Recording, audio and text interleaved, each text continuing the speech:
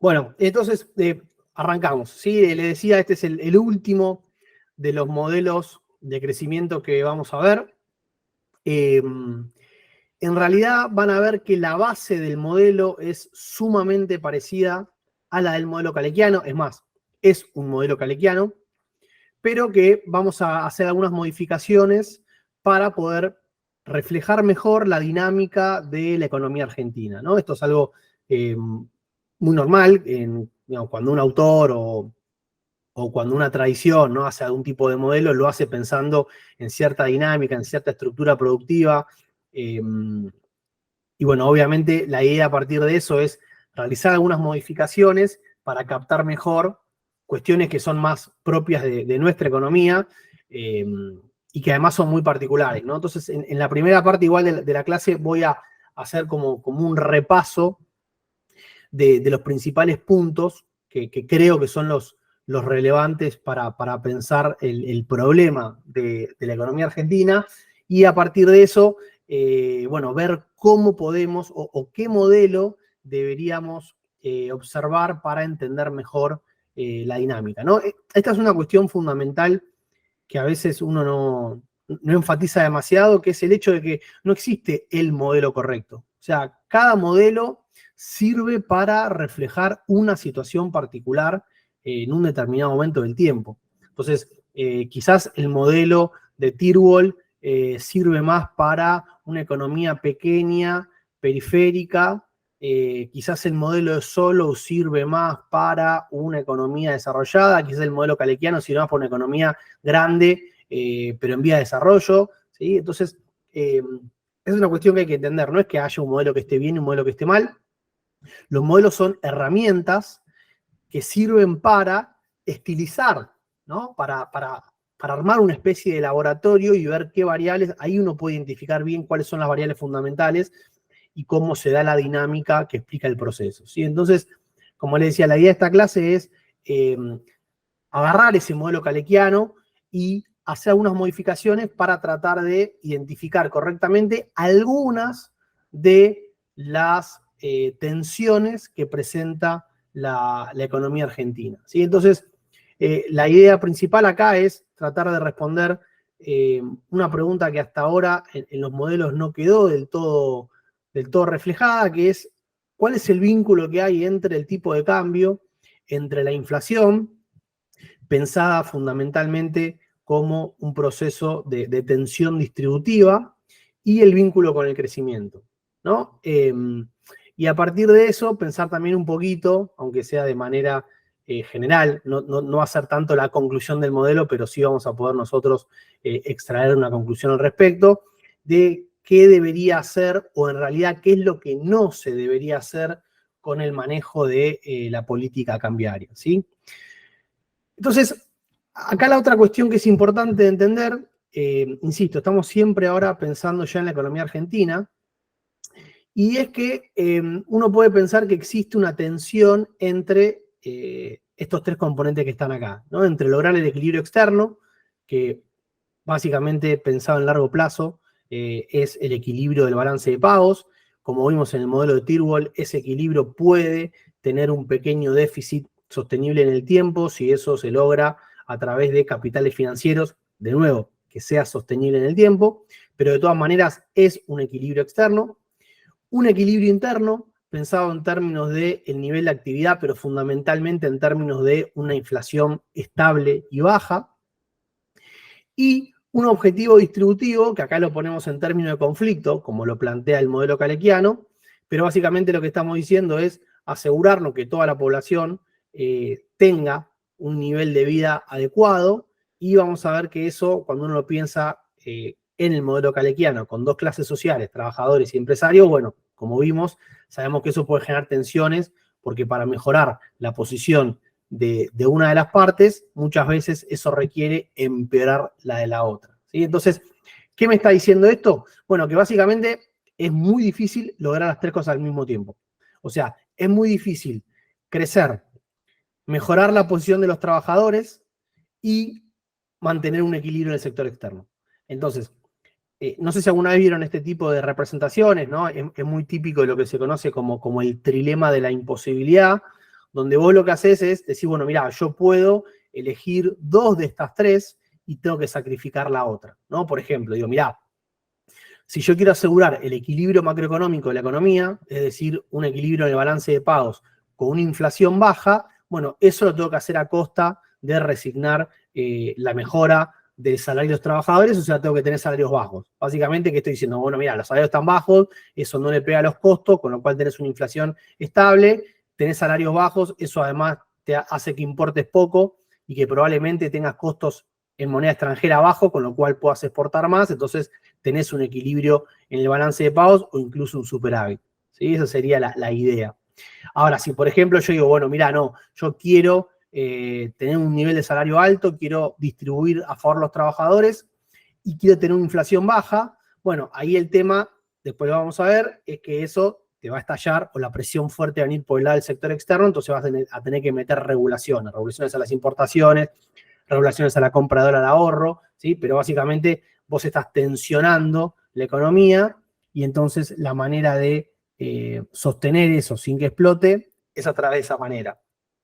Y si, por ejemplo, decís, no, mira, yo quiero tener un salario alto y quiero tener un equilibrio en el sector externo, bueno, eso básicamente, como decíamos antes, tenés que hacerlo a través de los flujos financieros, en particular acá en Argentina hablamos del endeudamiento en dólares, porque básicamente tu cuenta corriente va a ser deficitaria, ¿no? Si apuntás a salarios muy altos.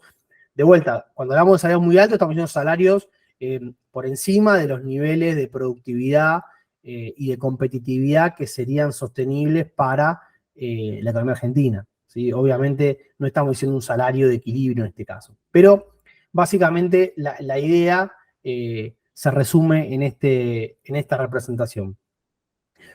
Entonces, vayamos ahora sí a ver un poquito lo que pasó en los últimos años. Obviamente lo que vamos a querer reflejar es esta tensión que es muy típica de la economía argentina, que vos tenés entre la inflación, entre la distribución de los ingresos, en particular el rol que tiene el salario, y cómo eso también repercute en el valor del tipo de cambio, ¿no? Entonces, esto que están viendo acá es un trabajo de 2016 de Luis Trachtenberg y de Sebastián Valdecantos, donde ellos lo que hacen es agarrar los principales países de la región y reflejar, ¿no? Descomponer los determinantes que están por detrás de la inflación.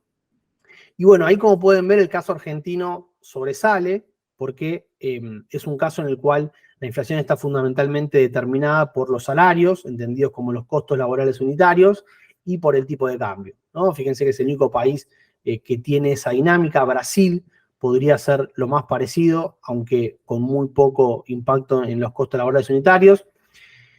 Perú es todo, digamos, sector externo vinculado por las materias primas, y Chile lo mismo, pero también tiene un poquito de salarios, un poquito de brecha del producto, ¿sí? Pero esto para tener un primer pantallazo de lo que vamos a querer analizar en esta clase.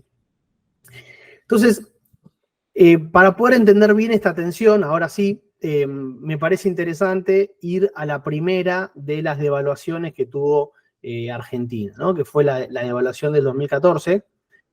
Lo que están viendo en este gráfico, ¿no? Digamos, es para poder entender cuáles son las causas de la devaluación y obviamente detectar el vínculo que vamos a encontrar entre el tipo de cambio, la inflación y la dinámica del salario real, ¿sí? Entonces, lo que están viendo acá es el valor del dólar.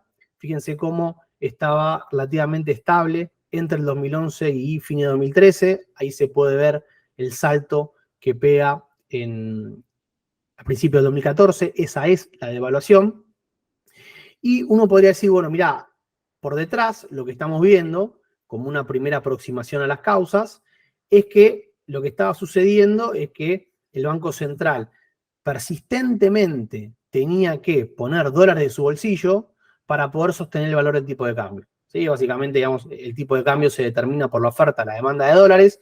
Lo que estaba pasando en todo este periodo entre principios del 2011 y fines del 2013 es que la demanda de dólares de la economía era persistentemente superior a la oferta y por lo tanto esa diferencia era provista por el Banco Central. Ahí ven la caída sostenida de las reservas internacionales, y todo esto con el objetivo de tratar de mantener relativamente estable el tipo de cambio. Obviamente, este proceso en algún momento se termina, porque justamente vean cómo la dinámica de las reservas de la caída es cada vez más fuerte. Bueno, por lo general, antes de llegar a niveles mínimos, esto termina con una devaluación, que es precisamente lo que sucedió.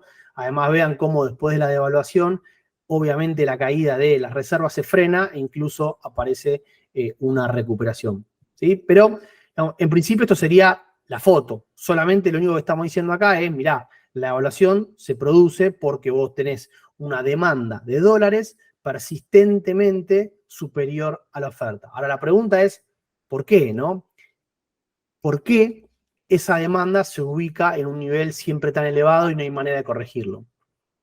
Entonces ahí vamos a ver, ¿no? Como miramos en lugar de la foto del video, miramos un poquito más para atrás. Lo que están viendo en este gráfico es el resultado de la cuenta corriente de Argentina, medido en términos del PBI. Y lo que tienen ahora es el tipo de cambio real en términos multilaterales, ¿sí? Podríamos decir el valor del dólar medido en términos reales, pero también ponderado por las monedas del resto de la región, ¿no? Como una especie de índice de competitividad, donde obviamente lo que determina la dinámica de este índice es fundamentalmente lo que pasa con la inflación y lo que pasa con el valor del dólar. Entonces, la primera cuestión que se puede ver bastante rápido al mirar este gráfico es que existe una relación bastante estrecha entre el valor del tipo de cambio real y el resultado de la cuenta corriente, ¿no? Lo cual es bastante lógico. Uno podría decir, mirá, cuando en los 90 tenías un tipo de cambio real sumamente bajo, es decir, un valor del dólar sumamente barato, bueno, eso vino acompañado de un déficit de cuenta corriente. Tenés un dólar barato, eso te incentiva las importaciones y además a través de la competitividad y de la rentabilidad de las exportaciones también te las perjudica, por lo tanto, eso te explica el déficit sostenido de la cuenta corriente. Después, bueno, esa convertibilidad, después de acumular muchas tensiones, vuela por los aires con la mega devaluación del 2001. Obviamente, eso hace que rápidamente ese déficit de cuenta corriente se transforme en un gran superávit. Después, fíjense cómo se mantiene relativamente constante el tipo de cambio y también el superávit de cuenta corriente, pero cómo a partir, sobre todo del 2007-2008, ese tipo de cambio real se empieza a apreciar de manera sostenida, es decir, se empieza a abaratar de manera sostenida, y ahí es donde ese superávit de cuenta corriente se transforma en un déficit, ¿no? De nuevo, ¿cuál sería el diagnóstico o la explicación que estamos encontrando? Bueno, que básicamente esa demanda persistente, ¿no? Y por encima de la capacidad de generar dólares que habíamos visto en la filmina anterior, bueno, se explica en buena medida porque vos tuviste un tipo de cambio real que se iba abaratando constantemente, lo cual, de nuevo, tiene bastante lógica. Si el dólar se va abaratando cada vez más, eso te impulsa fuertemente la demanda de dólares, no solamente de las importaciones, como reflejan la cuenta corriente, sino también la compra de demanda, la compra de dólares para ahorro, ¿sí? Entonces, todo eso fue haciendo que esa demanda de dólares creciera de manera sostenida, que la capacidad de generar dólares de la economía no acompañara, porque obviamente las exportaciones dependen de otros determinantes, pero además el tipo de cambio real bajo atenta contra esas exportaciones. Entonces, el resultado, digamos, la devaluación de 2014, ya tenemos un diagnóstico adicional, está vinculada, ¿no?, con esta apreciación sostenida del tipo de cambio real. Ahora, la pregunta que nos falta responder es, bueno, ¿por qué se apreció de manera sostenida el tipo de cambio real? Y acá aparece la cuestión fundamental, que es donde entra a jugar su rol la inflación, ¿no? La idea de que existe una relación muy fuerte e inversa entre el salario medido en términos reales y obviamente el valor del dólar medido en términos reales, ¿sí? Esto es una cuestión que está recontra estudiada, que precisamente en los 70, en los 80, en Argentina, cuando teníamos una inflación elevada, esto se estudió muchísimo, ¿sí? Uno de los principales trabajos que probablemente alguna vez lo hayan escuchado, lo hayan leído, es el de Canitrot. Pero bueno, Diamant también habla de esto, ¿sí? Los economistas de esta época tenían muy en claro que existía una relación inversa entre el salario real y el tipo de cambio. Y si se fijan en este cuadro, que son, digamos, los 2 años más relevantes o más evidentes donde se ve esta diferencia, fíjense, en el 2011 los salarios, medidos en términos nominales, aumentaron 34%. ¿Sí? Obviamente, cuando uno mira la inflación de ese entonces, crecieron fuertemente, ¿sí? Más de 10 puntos por encima de la inflación, con lo cual la mejora del salario real fue fuertísima. Ahora bien, para que justamente esto pudiera suceder, ¿no? Recordemos, tengamos presente en nuestra cabeza la determinación de los precios, como vimos que era un margen de ganancia por sobre el costo unitario, y donde justamente el salario es uno de los principales componentes de ese costo, y el dólar y la productividad. Bueno, un poco lo que estamos diciendo acá es, fíjate que para que pudiesen aumentar tanto los salarios, sin que eso se trasladara todavía más a la inflación, lo que absorbió ese aumento de los costos es el dólar. Que el dólar creció muy por debajo de la inflación y justamente es lo que te permite que los salarios aumenten por encima de los precios. Obviamente acá también en 2011 tenemos un aumento importante del PBI, entendido como una mejora de la productividad que también ayuda, ¿sí? Pero en 2012, fíjense que es todavía más evidente. En 2012 ahí la actividad se estanca, incluso se contrae un poquito, y los salarios vuelven a crecer muy por encima de los precios, explicado fundamentalmente porque lo que está haciendo el Banco Central para permitir que eso suceda sin que la inflación se acelere, es que justamente utiliza al tipo de cambio como un ancla nominal, ¿sí? O sea, hace que el dólar crezca por debajo de la inflación y de esa manera es lo que permite neutralizar el aumento de los costos explicado por los salarios para que no se traslade a los precios y de esa manera puedan crecer los salarios medidos en términos reales, pero claro, ¿sí? A costa de una apreciación del tipo de cambio, un abaratamiento del dólar sumamente fuerte. Es más, fíjense, como decía antes, esta relación inversa se ve muy clara, ¿no? Para que los salarios aumenten en estos 2 años un 20% en términos reales, lo que terminó pasando es que el dólar se abarató un 20% en términos reales, ¿sí? Este gráfico me parece digamos, sumamente elocuente para ver esto, y además explica un poco la dinámica recurrente, ¿no? Que tiene la economía argentina. No sé si vieron la película del Día de la Marmota, que siempre uno se despierta y vuelve al mismo lugar. Fíjense lo que me está mostrando este gráfico, ¿sí? Está armado en un índice en base 100, fijado en enero del 2010, ¿sí? O sea, tenemos a estas 3 variables, el salario medido en dólares, el salario real y el tipo de cambio real, ¿sí? Estas 3 variables están normalizadas para que tengan el mismo nivel a principios del 2010. Fíjense cómo, recuerden, ahí pueden ver la devaluación de principios del 2014, ¿sí? Fíjense cómo el crecimiento muy fuerte del salario real se da precisamente porque hay una apreciación del tipo de cambio, ¿sí? El tipo de cambio real baja de manera sostenida, eso hace también que el salario en dólares obviamente crezca más que el salario real, porque lo que está pasando acá precisamente es que la apreciación cambiaria hace que el salario crezca mucho más en dólares que en pesos reales. Pero obviamente, digamos, ese crecimiento muy fuerte del salario real y de todos los componentes de la demanda agregada de la economía, lo que están haciendo es automáticamente generar una mayor demanda en dólares. Y obviamente esto lo que está haciendo es que crezca de manera sostenida la demanda de dólares de la economía, importaciones, compra de dólares para ahorro, sin que eso sea correspondido por una mejora en la capacidad de generar esos dólares, y entonces ahí tenemos la presión cambiaria que explica la devaluación de principios del 2014. Fíjense cómo ahí pega un salto el tipo de cambio real. Aclaro que se ve muy chiquito justamente porque está, digamos, normalizado con las otras 2 variables. Pero se puede ver muy clara la devaluación, cómo hace caer fuertemente el salario en dólares, cómo no cae tanto el poder de compra medido en pesos, ¿sí? Y fíjense cómo de vuelta vuelve a pasar lo mismo tras la devaluación, donde de vuelta el tipo de cambio en términos reales se vuelve a apreciar de manera sostenida, se recupera el salario real, incluso crece por encima de los niveles anteriores. Pasa lo mismo con el salario en dólares, pero de nuevo, ¿sí? Estamos llegando a un techo evidente, porque eso hace que la demanda de dólares vuelva a aumentar de manera sostenida, incluso por encima de los niveles anteriores. le vuelva a meter presión al mercado cambiario y vos tengas nuevamente una fuerte devaluación ahora a fines del 2015, ¿no? Vean cómo cae de manera abrupta todavía más el salario real y todavía más el salario medido en dólares.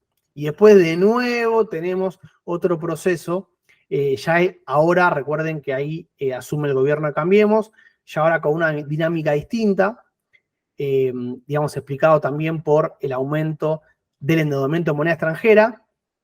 Y fíjense que acá también una cuestión interesante es que no hay mejora del salario real, ¿sí? Hay aumento del salario en dólares porque el tipo de cambio se aprecia, pero en términos reales no hay mejora, vean cómo se mantiene constante, hasta la devaluación que es muchísimo más fuerte del 2018, donde ahí se hace todo pelota.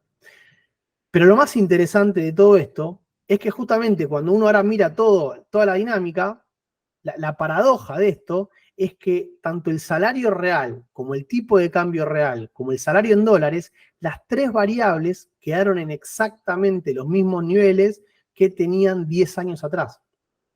¿Sí? Toda esta dinámica fue una dinámica cíclica y recurrente, pero que hizo que las variables terminaran en los mismos niveles, con una gran diferencia.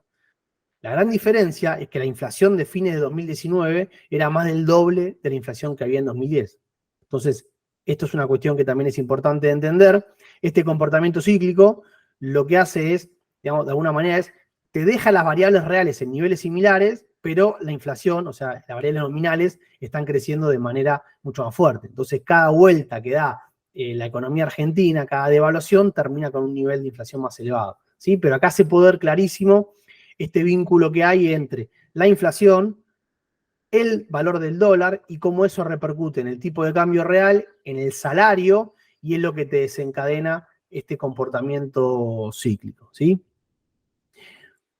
Otra cuestión que es importante, que acá me gusta mencionarla, más que nada para que entendamos la dinámica, pero esto no lo vamos a ver directamente reflejado en el modelo, es que también hay una cuestión que tiene que ver con el tema fiscal y monetario, que vamos a ver que igual se vincula con la cuestión del tema externo, ¿sí?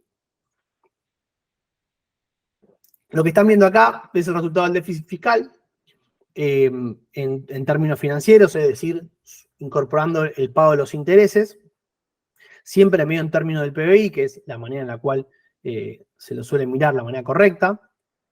Y vean cómo ese déficit fiscal va incrementándose de manera sostenida en el tiempo, se hace cada vez más grande, y la manera de financiarlo es a través de la emisión, ¿no? A través de pedirle al Banco Central esos pesos para poder financiarlo, que son inyectados en la economía. Obviamente, esta es la principal causa de la inflación que sostiene el enfoque monetarista, ¿no? Entonces, la idea es, bueno, ¿cómo podemos tratar de vincular las dos explicaciones? O sea, la explicación más estructuralista heterodoxa que te dice que la inflación está dada por el lado de los costos, tipo de cambio y salarios, y la explicación más monetarista que te dice que tiene que ver con la emisión de dinero. Bueno, justamente la manera de poder explicar esto está dado por cómo se puede vincular la cantidad de dinero en circulación con la devaluación del tipo de cambio. Y se fijan, la cuestión que, digamos, el vínculo que podemos encontrar es que si vos tenés una economía a la cual le faltan dólares y esa economía vos le inyectás una cantidad de liquidez, una cantidad de dinero que es superior a la que la economía necesita, bueno, el problema es que esos pesos justamente circulan por la economía, pero si no son absorbidos por el Banco Central, terminan en la compra de dólares. Y precisamente, digamos, lo que hizo el Banco Central en toda esta época fue no retirarlos de circulación. No utilizó la política monetaria para poder sacarlos, y eso se ve reflejado en el hecho de que mantuvo las tasas de interés en niveles bajos, precisamente para no absorber esos pesos, y obviamente que la contrapartida de eso es que la tasa de interés medida en términos reales, es decir, contra la inflación, fue persistentemente negativa. Y acá obviamente tenemos de vuelta el vínculo que hay entre déficit fiscal, entre inflación y en tipo de cambio. Porque nosotros dijimos que uno de los principales componentes de la demanda de dólares es la compra de dólares para ahorro. Y fíjense que si a la gente vos le estás ofreciendo una tasa de interés en pesos que es negativa, bueno, obviamente lo que le está diciendo es comprar dólares porque no vas a tener instrumentos en pesos en los cuales vos puedas ahorrar, porque estás perdiendo plata. Entonces, el punto acá, para entender, y esto se ve muy claro con lo que pasó en la pandemia, ahí lo que tienen, la tasa call es la tasa interbancaria, es justamente la tasa que digamos, se determina entre los diferentes bancos del sistema financiero y obviamente donde por detrás está el rol de la política monetaria del Banco Central. ¿Sí? Fíjense cómo en la pandemia vos tuviste una especie de experimento de laboratorio, porque tuviste que salir a gastar un montón de plata y a su vez tuviste que resignar un montón de recaudación porque nadie podía pagar los impuestos en ese contexto. Entonces tuviste una inyección de dinero muy fuerte porque ese déficit fiscal no tenías manera de financiarlo de otra manera. Recuerden que estábamos atravesando un proceso de reestructuración de la deuda, un acuerdo con el Fondo Monetario, o sea, el único financiamiento que tenías era el Banco Central. Entonces vos tuviste que poner un montón de dinero en circulación. Ese dinero en circulación obviamente hizo que los bancos tuvieran un montón de liquidez que no podían utilizar para prácticamente nada. Entonces eso desplomó completamente la tasa de interés interbancaria. ¿Sí? A todos los bancos les sobraba plata, nadie necesitaba, por lo tanto la tasa de interés a la cual estos bancos se prestaban se desploma fuertemente. Y fíjense cómo eso automáticamente dispara la brecha cambiaria. ¿Sí? O sea, en este momento ya había un cepo muy fuerte, entonces en lugar de que eso llevara a una devaluación del tipo de cambio oficial, esto se tradujo en un aumento del dólar financiero con un salto de la brecha que estaba en torno al 30%, que más que se duplica y llega a un pico del 80%. ¿Sí? Entonces, podemos encontrar un vínculo entre el enfoque estructuralista y el enfoque monetarista. ¿Cuál es el vínculo? Bueno, que justamente si vos tenés una economía a la cual le faltan dólares y si esa economía le inyectás muchos pesos, bueno, esos pesos tarde o temprano terminan la compra de dólares y terminan presionando la devaluación del tipo de cambio, que es lo que finalmente, una vez que se materialice, va a terminar impactando los precios y después de ahí, a través de la puja distributiva, va a sostener ese proceso inflacionario. ¿Sí? Pero se fijan, digamos, tienen los dos una parte de razón. Vos tenés un problema externo, pero también tenés un problema de excedente de pesos. ¿Sí? Bien, entonces dejamos de lado un poco la descripción de la dinámica de la economía argentina y pasemos al modelo, ¿sí? Que como les decía, en realidad va a estar más enfocado en entender el vínculo que hay entre la inflación, entre la distribución de los ingresos, en particular el salario real, y lo que pasa con el tipo de cambio, ¿sí? Bien, esta parte ya la vimos en profundidad en el modelo calequiano. Como les decía, la base es la misma. Arrancamos definiendo la identidad contable de que el producto es igual a la suma de lo que se llevan los trabajadores y lo que se llevan las empresas. Cuando reordenamos todo eso para ver cómo queda la determinación de los precios, tenemos que eso se define a través de un margen de ganancia por sobre los costos unitarios. Perdón, ahí está, no lo había mostrado, ¿sí? Ahí están, como les decía, después de reordenar, nos queda la determinación de los precios como un margen de ganancia por sobre los costos unitarios, el salario respecto de la productividad laboral. Esto lo vamos a vincular con precisamente la distribución del ingreso. Si nosotros definimos la participación salarial, de vuelta, es una cuestión contable, estamos hablando que es por definición, como lo que se llevan los trabajadores, el salario multiplicado por la cantidad de trabajadores respecto del ingreso. También podemos definir en una cuestión contable, por definición, que la participación de las ganancias va a ser el total, en este caso 1, menos la parte que se llevan los trabajadores, o dicho de otra manera, la masa de los beneficios en relación al total del PBI medido en términos nominales. Entonces, cuando nosotros reordenamos eso, esto también ya lo hicimos, y aplicamos una transformación logarítmica para expresar todo esto en términos de tasas de crecimiento, llegamos a la ecuación de la inflación, que es la que nos interesa, que lo que está diciendo ahí abajo es que la inflación, es decir, la variación de los precios, tiene tres componentes. Un componente distributivo, ¿no? Que justamente es ese margen de ganancia que si aumenta, uno lo estaría interpretando como que es porque las empresas tienen un mayor poder de negociación por encima de los trabajadores y entonces logran aumentar su margen a costa de la caída del salario real. Y después un componente dado por los costos, donde acá entra el salario, pero, insisto, entra más como una cuestión de costo. Decir, bueno, mirá, la inflación solamente debería aumentar si los salarios crecen por encima de la productividad.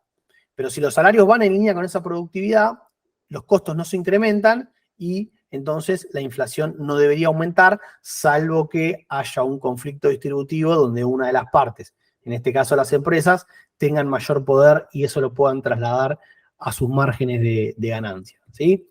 Entonces, si ahora dejamos la economía cerrada y pasamos a una economía abierta, tenemos lo mismo con la gran diferencia de que ahora tenemos que incorporar al tipo de cambio nominal, a los precios internacionales y a la propensión importadora. De nuevo, si reordenamos eso, tenemos nuestra determinación de los precios, donde ahora precisamente la gran diferencia es que dentro de esos costos unitarios tenemos los precios internacionales y tenemos la propensión a importar o el coeficiente importador, ¿sí? Entonces, eso se agranda un poquito. Ahí vamos a pasar a la distinción y lo que vamos a hacer distinto en este caso. Estamos siguiendo el modelo de Porcile y Tadeu Lima, dos economistas de la CEPAL que justamente agarran el modelo calequiano y lo modifican para poder estudiar esta dinámica, ¿sí? Igual además tenemos una nota de clase con esto todo desarrollado. Pero básicamente lo que van a decir estos autores es, mirá, supongamos que el salario nominal crece en línea con la productividad. O sea, lo que estamos diciendo es, olvidémonos de que haya problemas con los costos, ¿sí? El salario va a crecer siempre en línea con la productividad, por lo tanto los costos no van a aumentar. Y también asumamos que los precios internacionales y que el coeficiente importador están dados, ¿sí? Son exógenos, están fijos en el tiempo, lo cual no tiene, digamos, no hay nada acá polémico para decir. Es verdad que en el corto plazo estas dos variables estarían fijas. Y después, por una cuestión de facilidad matemática, igualemos o supongamos que son todos iguales a 1. Entonces, fíjense que la ecuación de precios que teníamos en la filmina anterior, ahora quedaría de la siguiente manera, ¿no? O sea, tenemos 1 más el margen de ganancia, el salario es igual a 1, la productividad es igual a 1, los precios internacionales son igual a 1, el coeficiente importador es igual a 1, entonces todo eso, una vez que lo reacomodamos, me queda que ahora los precios van a tener dos componentes, el margen de ganancia y el tipo de cambio. Obviamente, si el tipo de cambio aumenta, eso va a hacer que la inflación se incremente y viceversa.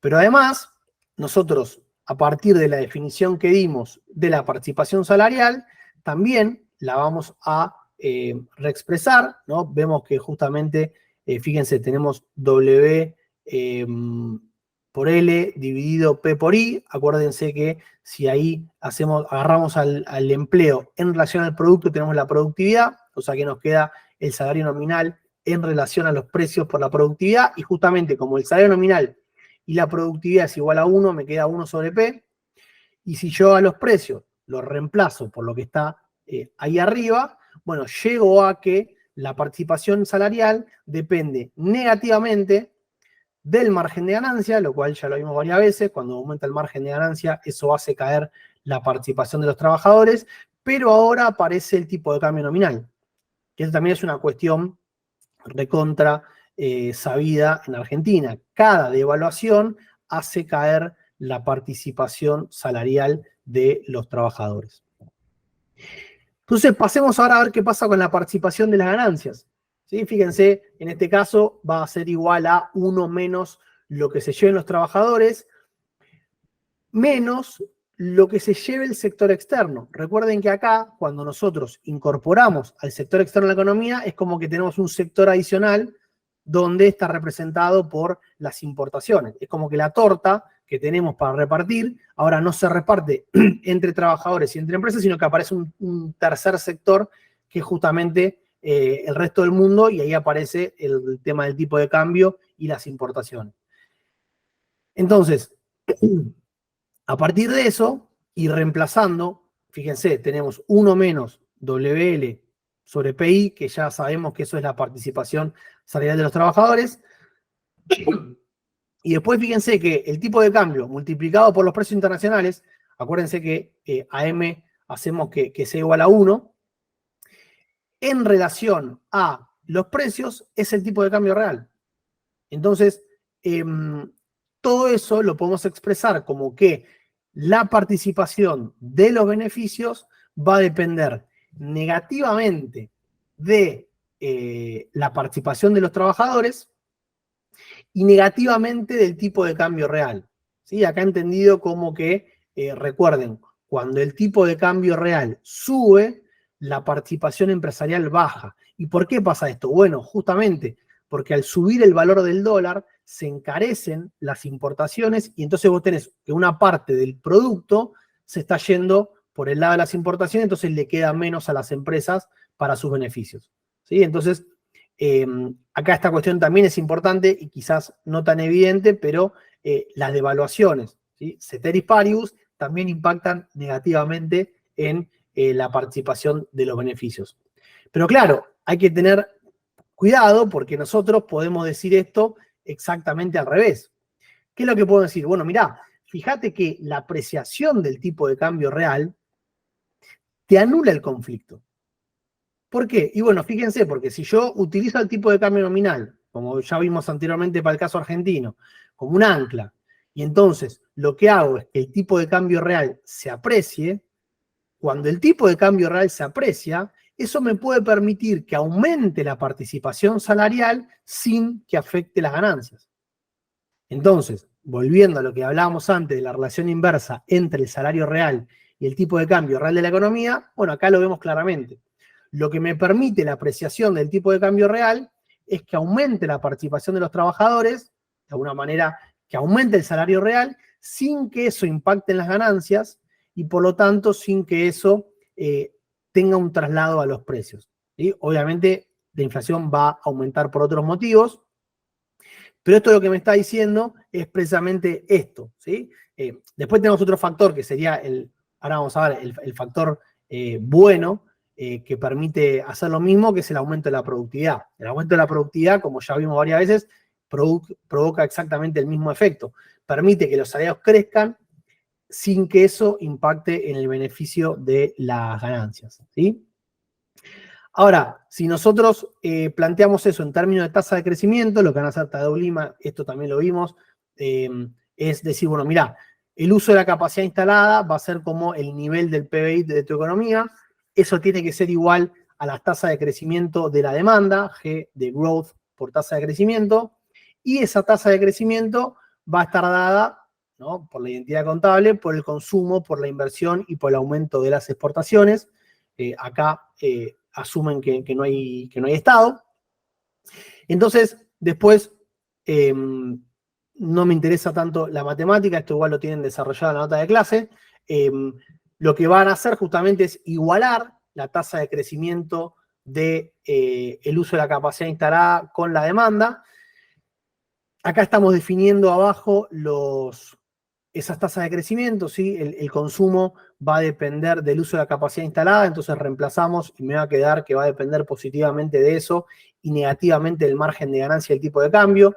Recuerden que el principal componente que tracciona el consumo son los trabajadores, por lo tanto, una mejora de la actividad va a repercutir positivamente en su capacidad de compra y eso va a estimular el consumo, en cambio un aumento del margen de ganancia o de la devaluación del tipo de cambio van a impactar negativamente, ¿sí?